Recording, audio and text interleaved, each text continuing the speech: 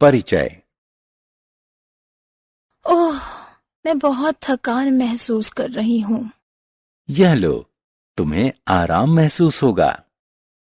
टीना, क्या तुम्हें अंदाजा है कि इस जग को भरने के लिए कितने गिलास संतरे का रस चाहिए होगा? मुझे नहीं पता पीयूष, हम आयतन को कैसे माप सकते हैं? बच्चों, इस पाठ में हम आयतन के मापन के बारे में जानेंगे। जानने के लिए हमारे साथ आइए।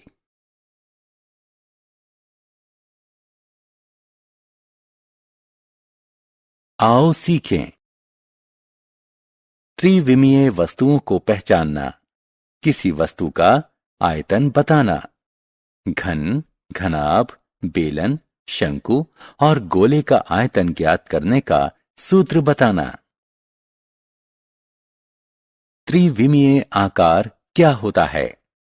इन आकारों को देखिए। आपने क्या देखा? इन आकारों के 3 आयाम होते हैं: लंबाई, चौड़ाई और ऊंचाई।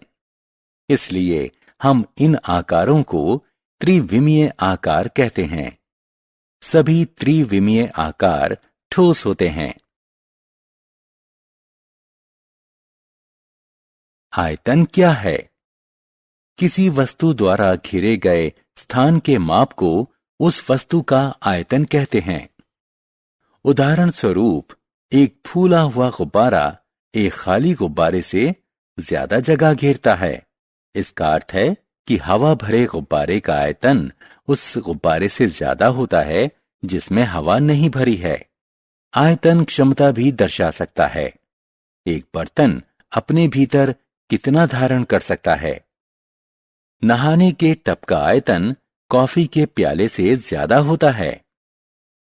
आयतन का मात्रक। मूलतः आयतन घन मिलीमीटर, घन सेंटीमीटर और घन मीटर में व्यक्त किया जाता है।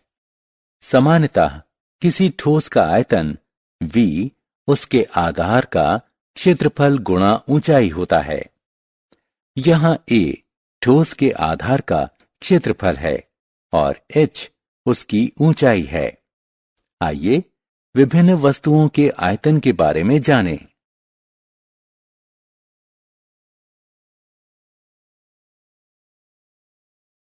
घन का आयतन। देखिए, यह एक घन है जिसके 3 आयाम हैं: लंबाई, चौड़ाई और ऊंचाई। यह एक खाली डिब्बे जैसा है और इसके 6 वर्गाकार फलक हैं जो आकार में समान हैं। आप इसका आयतन कैसे मापेंगे? सोचिए। पहले इस वर्ग को लीजिए जिसकी प्रत्येक भुजा की लंबाई L है।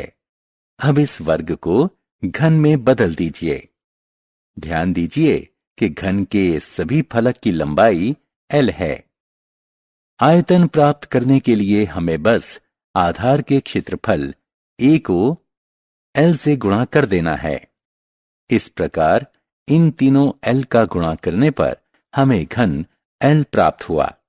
अतः घन का आयतन प्राप्त करने का सूत्र है घन L।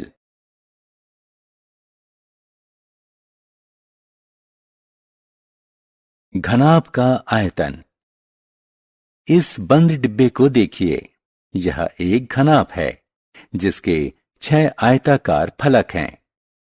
इसका आयतन की गणना इसकी लंबाई, चौड़ाई और ऊंचाई का गुणा करके किया जाता है।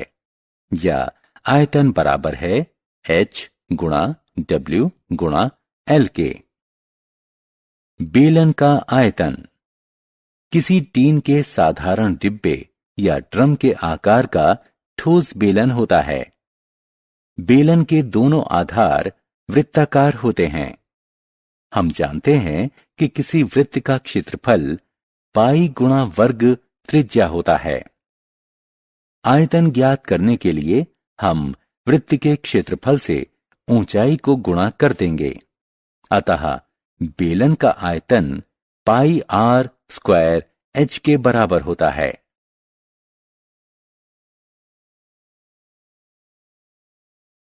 शंकु का आयतन। वाह, मजेदार आइसक्रीम। क्या आपको इस बात की जिज्ञासा हुई है कि आइसक्रीम को शंकु में भरने के लिए कितनी आइसक्रीम लगेगी? शंकु पर एक करीबी दृष्टि डालिए।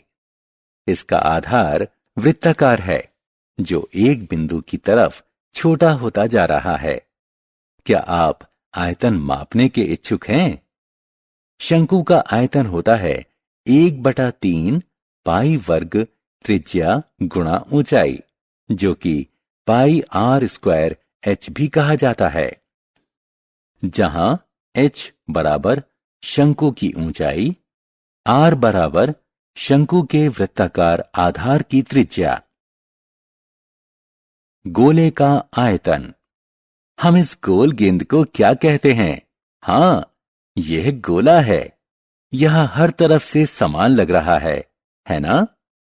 गोले का आयतन ज्ञात करने का सूत्र है 4/3 पाई घन त्रिज्या, जो कि 4/3 पाई r³ भी कहा जाता है।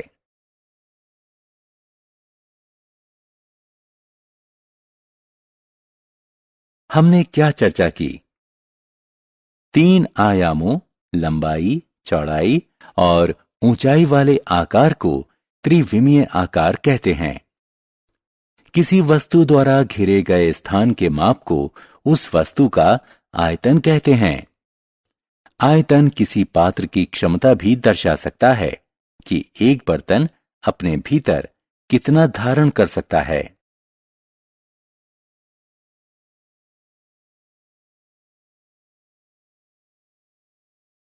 घन का आयतन बराबर होता है घन लंबाई के। घनाभ का आयतन बराबर होता है ऊंचाई गुणा चौड़ाई गुणा लंबाई के। बेलन का आयतन बराबर होता है पाई वर्ग त्रिज्या गुणा ऊंचाई के।